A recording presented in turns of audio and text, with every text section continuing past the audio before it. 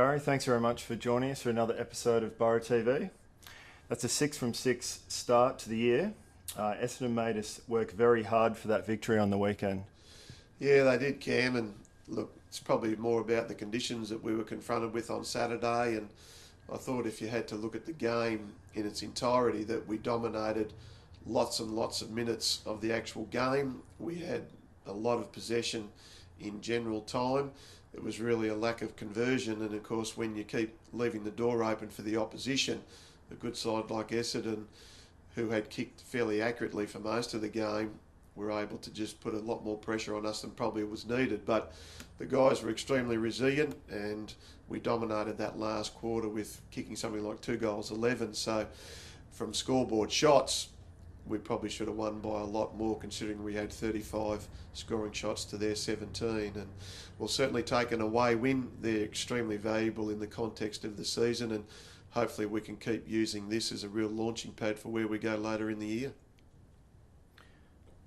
I thought we started the game really well. Essendon put big numbers behind the ball to stop our momentum. Yeah, they did. We probably dominated for the first 10 minutes of that first quarter, as you said, and I think we had something like 3 goals 4 on the scoreboard, and I'm not sure whether Essendon may have only entered their forward 51 maybe 2 times in that period of the game, and we just couldn't convert. And I thought we probably wasted some genuine opportunities going inside our forward 50 as well, and Hardingham seemed to be the spare. So we tried to actually structure up a little bit differently late in the first quarter, but more often than not we did actually kick to their spare, and of course then they were able to change direction and rebound and move the ball fairly quickly out of our forward 50, which is something that we'll be certainly working on in the coming weeks. At times we seemed to overpossess the ball, which seemed to stop our flow. Were you happy with the kick to handball ratio? Well, we try and do it depending on the circumstances that we find ourselves in, i.e. a stoppage. If there's an opportunity and we think we've got an extra number or two, we'll certainly try and work the ball out there by hands, because no doubt they've got more players forward of the stoppage than us. But I certainly thought at times our handball decision making was not effective, and it's a simple philosophy that you've actually got a handball to get out of trouble and not handball to get into trouble, and I thought we did that.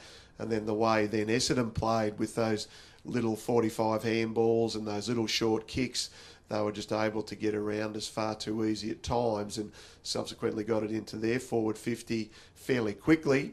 And we didn't win a lot of our 50-50s at certain times, especially after half time. So when the ball's in dispute, we've got to make sure that we're better than the opposition.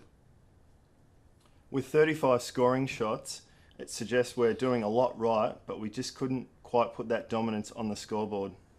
Yeah, you're right. And look, it was windy, as we mentioned, but certainly I think our routine for our goal kickers, and also too the way they address the ball at that kicking point, certainly needs to be better. And there were snapshots, which, okay, they're certainly hard at times, but I just thought we favoured that left-hand goal post at the change room's end, if you like, way too much. So part of being able to kick goals is adjust and learn from your previous kicks. So as a team, we certainly need to get that better, because we kicked something like 17-20 against Bendigo the week before. So if you talk about 27 goals versus 52 behinds or whatever it was, is just way too many, and that will hurt us in a close game. What is the main positive you can take away from Saturday's victory? The fact that we're able to win another away game, and as I said before, they're extremely important. The fact that we're able to show a lot of resilience, and our ability to, for Sam Plemming on his 200th game, to actually be able to win, I think showed an enormous character. And this group has got a lot of character. And don't worry, Essendon's a pretty good side, and we needed to just maintain our focus and our defensive aspects. If we can defend real hard, then certainly that should create another amount of offensive opportunities. And the difference needs to be that we need to actually score 6 points rather than 1 point. So very rarely do you win by the amount of scoring shots you have more than the opposition. But it's another away win, and we'll take it. And we now look forward to a huge challenge against Box Hill in the coming week. After 6 games last year, our opponents had an average score of 107. This season, it's dropped to just 67. That's a stunning turnaround.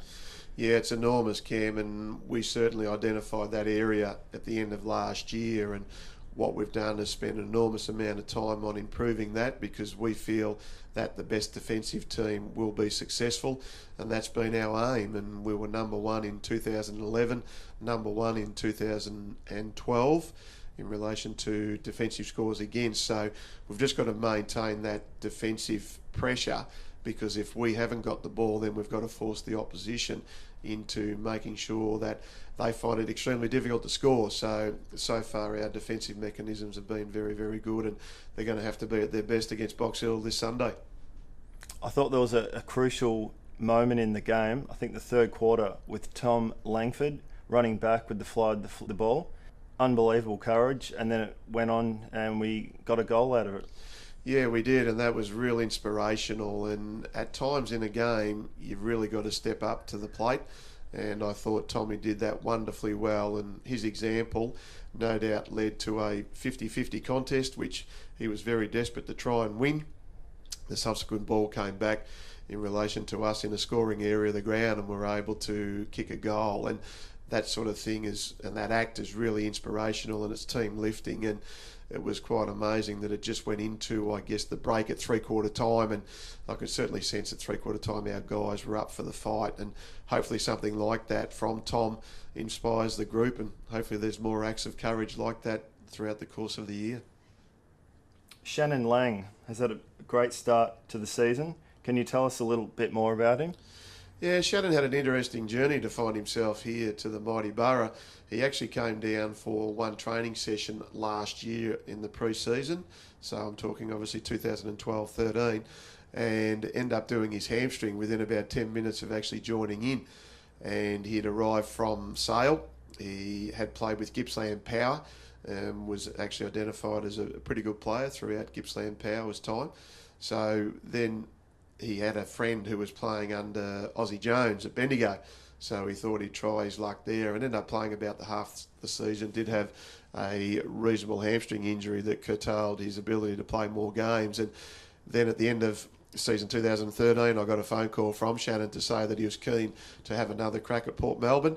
He had moved down to Melbourne, and we were extremely delighted that he was able to sign. And I think he's been one of our most consistent players. He's a bit of a tackling machine, and he's versatile, and he's got terrific courage, and his great ability, I think, is to show a little bit more speed than what you might think he has. And his acceleration away from contested stoppages is really good. So we're really identifying that Shannon is wanting and hoping to have a real consistent season. And if that's the case, he'll certainly be in our best 23. On Sunday, we played Box Hill. Big test for the Port Melbourne Football Club. How do you see the game panning out? And will there be any changes thrown into the mix? Well, hopefully the game will pan out, mate, that we'll get another win. That's the ultimate aim. But look, Box Hill are the reigning premiers. They played enormously well from about halfway through season 2013 to win the premiership. We've had some amazing games against Box Hill over the years, and we're certainly looking forward to the challenge. And if you want to be the best in any particular walk of life, and obviously ours is out on the sporting field, you've got to aim to beat the best, and certainly Box Hill stand out. They've continued their really good form, so we're hoping that all our players will be available who we need to have available. As far as changes goes, it's a little bit early in the week to actually see. We'll have a good session Monday night, Tuesday night, then Thursday night, and we'll make the final call on Thursday. But I think part of our consistency has been the number of personnel that we haven't had to change, and I think most players in some reasonable form. But we'll have a good look at Box Hill, and we'll certainly endeavour to pick the best side. Whether we make changes or not, well, that'll be able to come to the fore later in the week. Gary, thanks very much for joining us on Borough TV for another week. Thanks, Ken. Borough TV is a Port Melbourne Football Club production.